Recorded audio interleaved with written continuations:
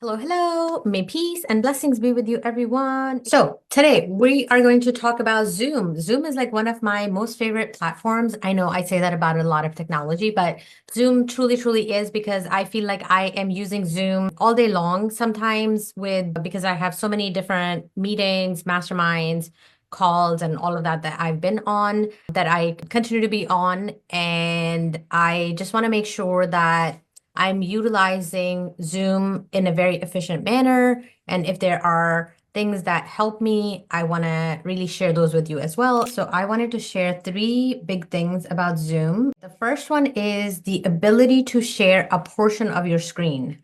Not the entire screen, just a portion of the screen. So sometimes you have something on your screen that you don't want to display to everyone, and you only want to share like a portion of the screen. I'm going to show you how to do that. When you're about to share your Zoom screen, this is what I want you to do.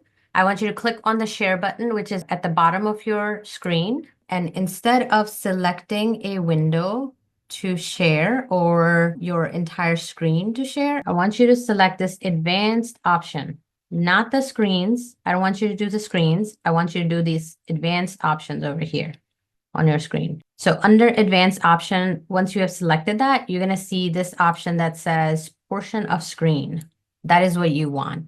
What this is going to do is when you select portion of screen, it's going to give you a green window or an orange window. It's going to lay that over your screen, and then you can move that and you can place that wherever you want on your screen. And that is the portion that people will see, and only that portion, what's inside of that green window. So what does that look like? Let me show you. So that normally looks something like this. So this was my entire desktop. So once I made the selection of just the screen, do you see this green window is showing? So whatever is inside of this green window, that is what's going to be displayed to your participants in your meeting. And the rest of it, like this part, will not show. So you can have things, you can have your notes on the right, you can have other things at the bottom. Sometimes you don't want to display the address bar of your window at the top. You can totally adjust this thing. All of the sides of this green box are adjustable. So you can just adjust it to wherever you want to, whatever area you want to display. This is super powerful. I use this all the time because I'm running this bite-sized learning program, 30 in 30. We're covering 30 topics and go high level in 30 days. And as part of that, I also create step-by-step instructions using a platform called Scribe. So I have my Scribe window going on the right, and I don't really want my participants to see all the screenshots it's taking, all the instructions it's writing, and all of that.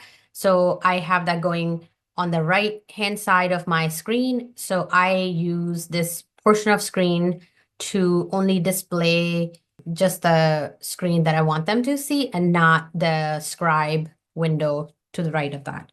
So that is what I do every day, pretty much these days. Okay, so I hope that is helpful. My next hack that I want to talk about is, believe it or not, there is a way to annotate on your screen as you are screen sharing.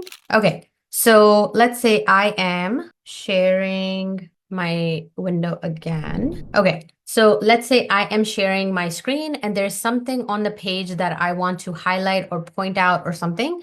I have this button called Annotate on my toolbar. So if you make a selection of that, if you turn that on, it is going to display this new toolbar right here. I feel like my desktop is so busy in the background that this might be a little confusing to see black on black, but it's also very pretty. Look at the sky. Okay, so this toolbar turns on, and with that, I'm able to do all kinds of things on my screen. I can draw circles, I can doodle, I can also, if I click on the little T over here, I can also write a text box. I can say, hello world. I can also, under the draw option, if I click on the pencil again, I can also select one of these shapes. Like I can select a circle, so I don't have to draw this silly circle like I drew. I can actually draw a perfect circle, or I can click on it again and I could draw a rectangle. If there's a portion of my screen that I want to point out or highlight, I can also change the color of this pen that I'm using. So now when I draw, it's yellow. I can also change the thickness of it. So line width, like it's pretty skinny. Let's just make it thicker.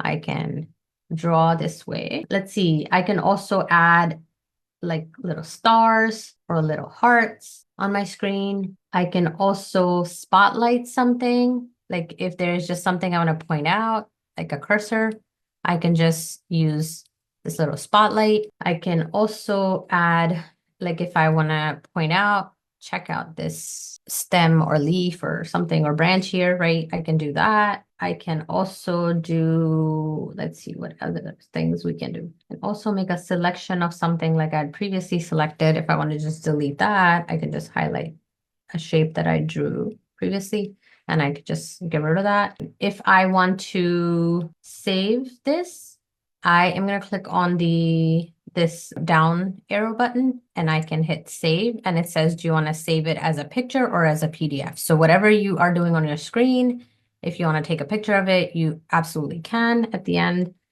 And this is just to dock the toolbar. I don't really dock it. I just leave it.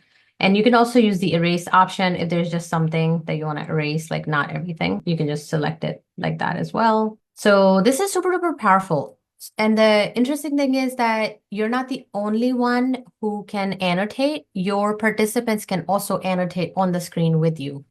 So if you are in a Zoom room, if your participants are in the Zoom room, you have your screen shared, they get the option to annotate on your screen as well. You just have to make sure that you have annotation turned on for your participants also, and you're not just keeping it for yourself. So I went to zoom.us and I logged into my account. In the top right corner, it said log in. I logged into my account. And from there, I went under settings on the left. I am under the settings over here. There's so many settings on Zoom now that it's not just like one page and you just keep scrolling on that. You have all these different options. So I am going to look for annotate, annotation. There we go. I guess I had to spell the whole thing, whole word, annotation. Okay. So you want to make sure that you are allow hosts and participants to use annotation tools to add information to shared screen. So make sure this is turned on. It looks like by default it is turned on. So that should be good to go. I think sometimes if you're using someone's corporate account or something like that, the administrator may have it disabled. So if it doesn't show up by default, that means it's been disabled. So just let them know to turn it on.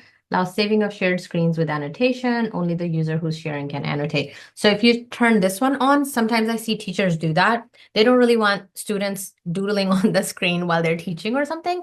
So sometimes you want to turn this second option on where you're basically turning it off for other people to write on your screen. And as a host or a team lead, you may decide to do that as well. Totally up to you.